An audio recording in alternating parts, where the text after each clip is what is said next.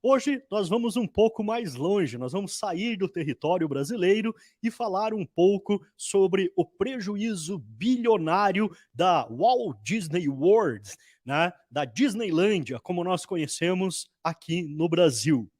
Como vocês devem ter acompanhado na mídia nos últimos meses, a Disney deu uma guinada para a esquerda e resolveu começar a defender as pautas identitárias de gênero do público LGBTQI+, YZ, né? Ou, como eu costumo dizer, LGTV HDMI+, né?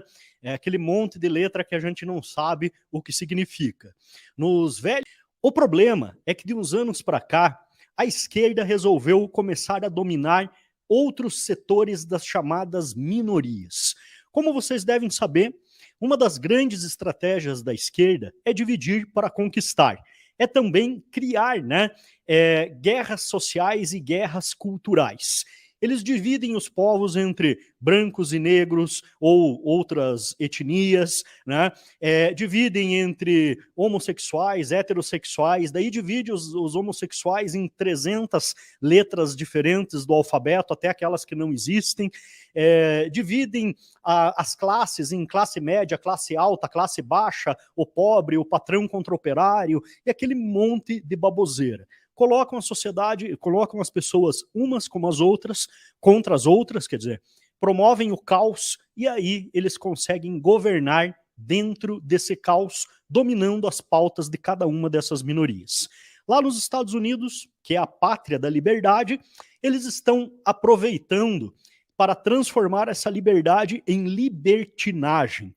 O fato deles terem justamente a liberdade de expressão praticamente irrestrita, entre outras liberdades garantidas constitucionalmente e defendidas, inclusive, pela sua Suprema Corte, olha que surpresa! Lá nos Estados Unidos, pessoal, deixa eu contar uma coisa para vocês, se você nunca foi para lá.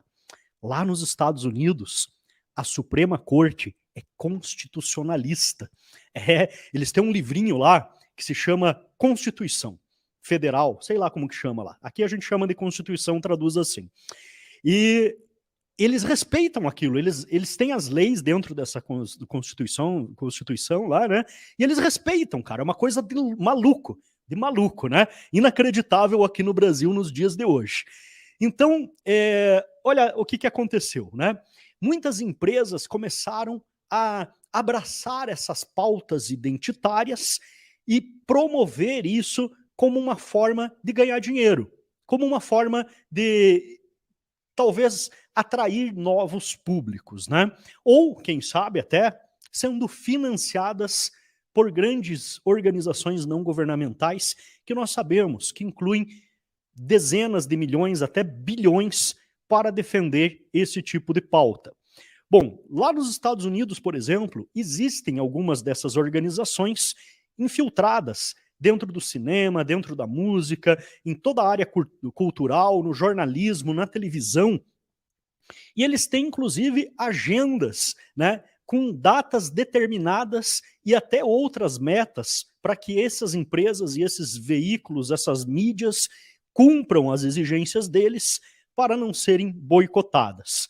Os Estados Unidos, por exemplo, estão entrando em uma grande recessão, né? Justamente por terem escolhido um presidente esquerdista que defende todas essas pautas identitárias e esqueceu de governar o país, esqueceu de cuidar da economia, esqueceu de cuidar da geração de empregos, esqueceu de cuidar de coisas da defesa dos valores das famílias. E outro ponto aqui muito importante, né, pessoal? O fato da pessoa ser homossexual não quer dizer que ela não defenda valores da família. Hoje nós temos no Brasil, por exemplo, um grupo aí que se autodenomina gays de direita, né? Inclusive um dia eu fiz um vídeo aqui sobre um casal lá de estivadores, né? Muito engraçado, lá um vídeo divertido onde eles defendiam o Bolsonaro. E alguns dos representantes desse pessoal entrou em contato comigo por e-mail, elogiando o vídeo, agradecendo pelo que eu falei. E eu sempre deixei muito claro, o que nos preocupa não é o que esses caras fazem, o que as pessoas fazem entre quatro paredes, ou se elas casam homem com homem ou mulher com mulher. O problema é a doutrinação ideológica de crianças. Aí é que entra o grande risco. E isso tem sido feito pela esquerda no mundo inteiro. E eles não fazem isso. Aí, olha como é maldoso isso, pessoal. Eles não fazem isso para promover realmente a igualdade, a quebra do preconceito, como é o discurso deles. Eles usam o discurso da defesa dos direitos dessa comunidade LGBTQIA, seja lá o que for, para introduzir dentro desse discurso a pauta ideológica de esquerda.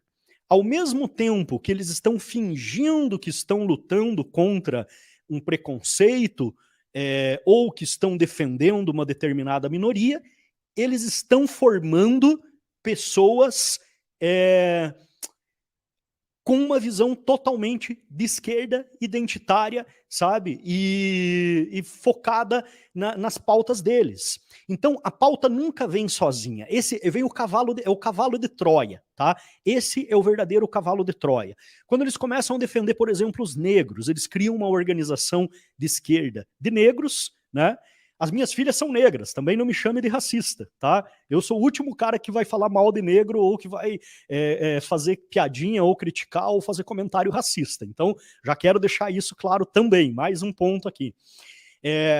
Eles criam lá uma organização supostamente para defender os negros. Lá nos Estados Unidos, por exemplo, tinha os Black Panthers, né, os Panteras Negras, que na verdade eles não estavam defendendo direitos dos negros, coisa, eles até defendiam, tá?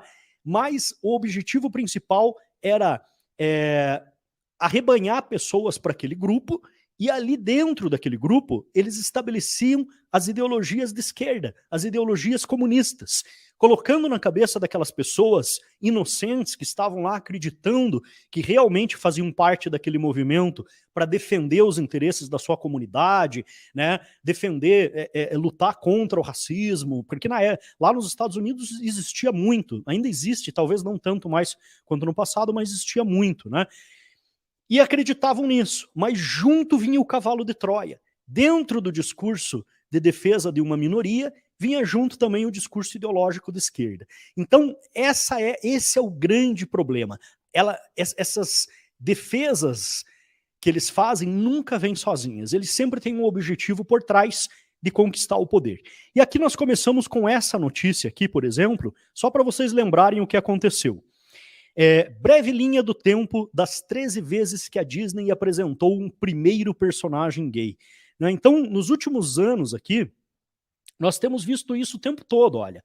E é uma coisa bem recente. A Disney, que sempre foi uma instituição, uma empresa, né, conservadora, que criava histórias mágicas ali, criava, me fugiu agora a palavra, né, um universo lúdico para as crianças do mundo inteiro, sempre baseado principalmente nos valores conservadores. E de repente ela começa a se entregar para isso, né? Tá aqui, ó, personagemzinho num filme andando de mão dada. Novamente, quero repetir, não sou contra isso, tá? Já tive funcionário gay, já tive amigos gays, tenho pessoas que a gente convive aqui na sociedade, anda nos grupos de moto aqui, mulheres, né, que são homossexuais, homens. Primeiro casal gay, Buck Pronk, não sei nem pronunciar esse negócio. Primeiro casal lésbico em filme da Pixar, Procurando Dory. Primeiro personagem gay em live action da Disney, na Bela e a Fera.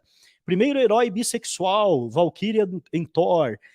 Primeiro personagem gay no Vingadores. Primeiro casal lésbico na Pixar Toy Story. Primeiro beijo entre pessoas do mesmo gênero em Star Wars. E assim vai. Primeira personagem lésbica no filme Pixar. Primeiro grande personagem gay entre protagonistas. E a gente vem aqui, olha, um monte de coisas aqui. Fastos em Eternos, Arte em Cruella, enfim.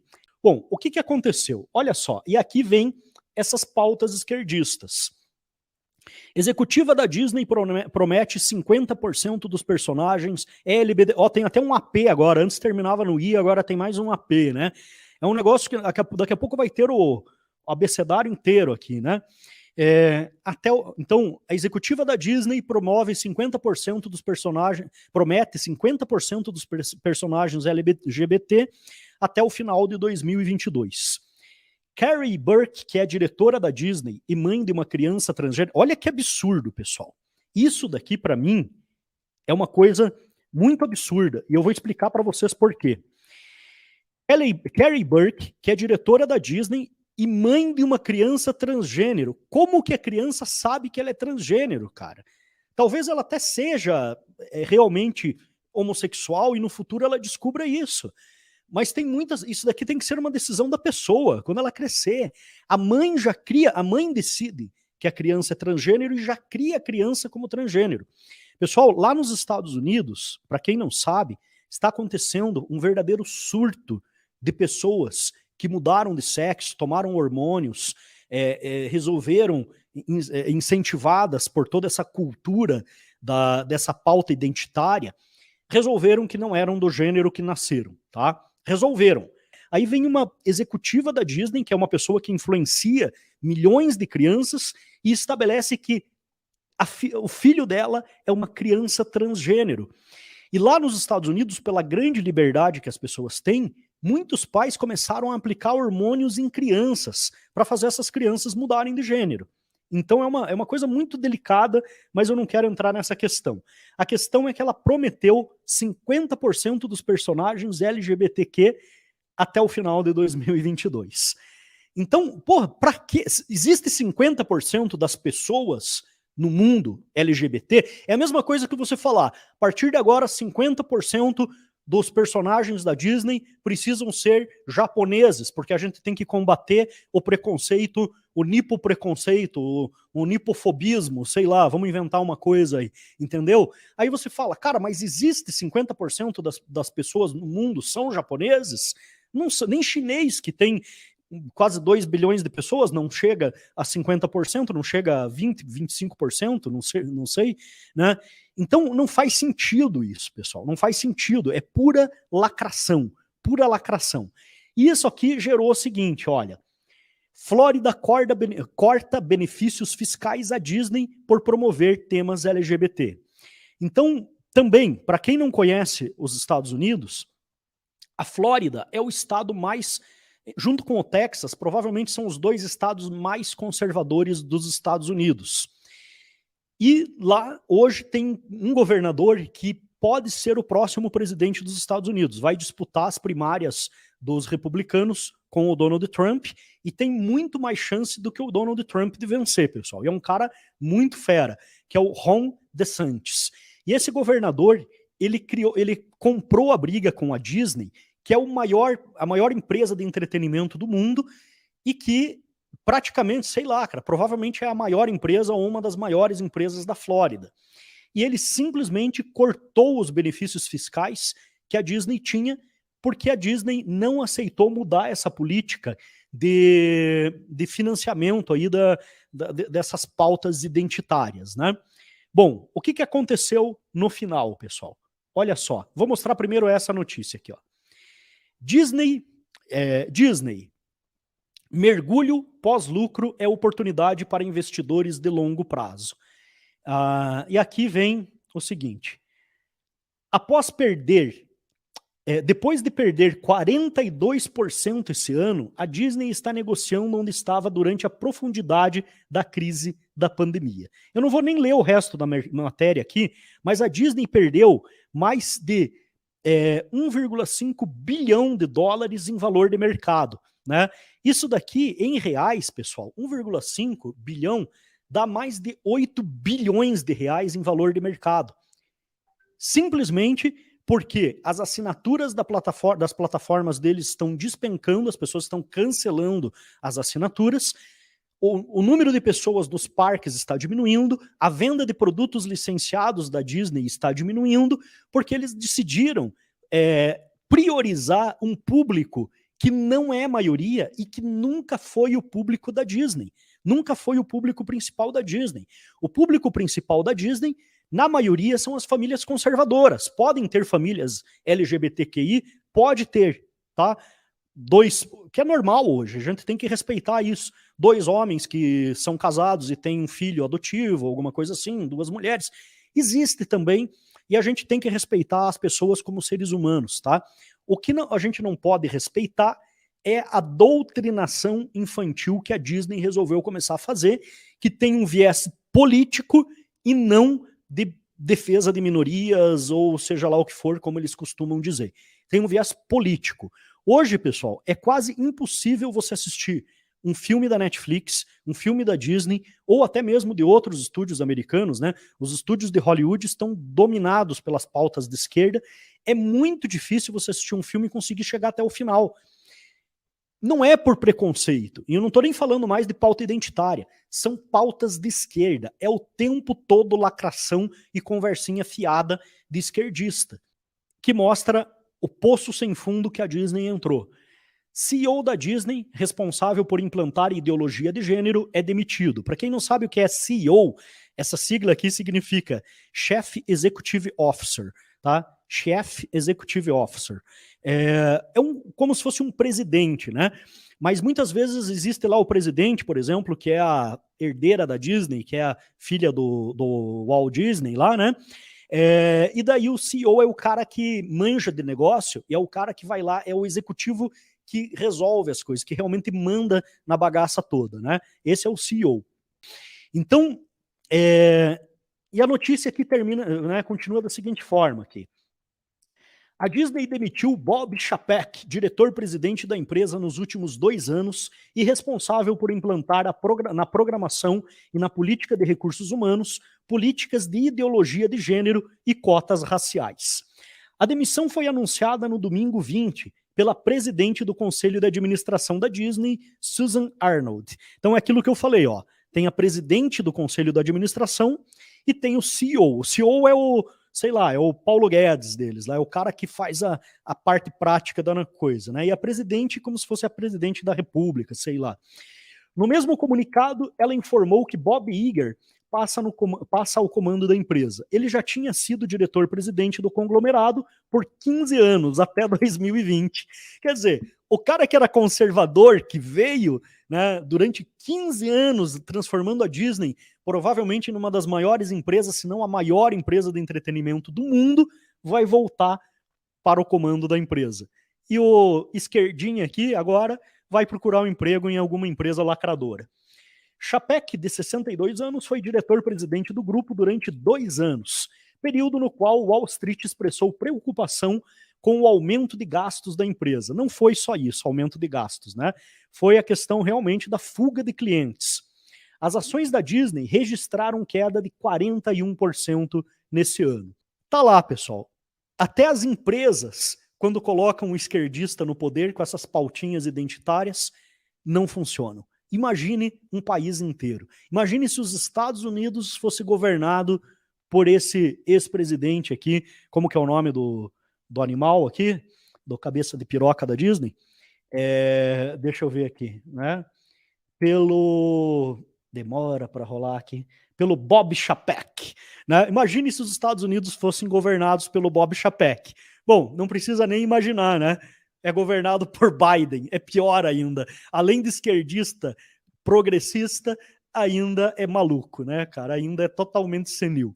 Então, triste dos Estados Unidos, que essa semana novamente vai ter uma reunião do Fed, né, do Federal Reserve, do Banco Federal americano, anunciando que o país, né, que os Estados Unidos está entrando oficialmente em uma recessão. Eles já estão adiando isso faz muito tempo e agora não tem mais como esconder do mercado. Os Estados Unidos vai entrar oficialmente em uma recessão. E aí, a única coisa que eu tenho para dizer para a galera aqui que gosta da esquerda é faz o L, tá? Faz o L que passa.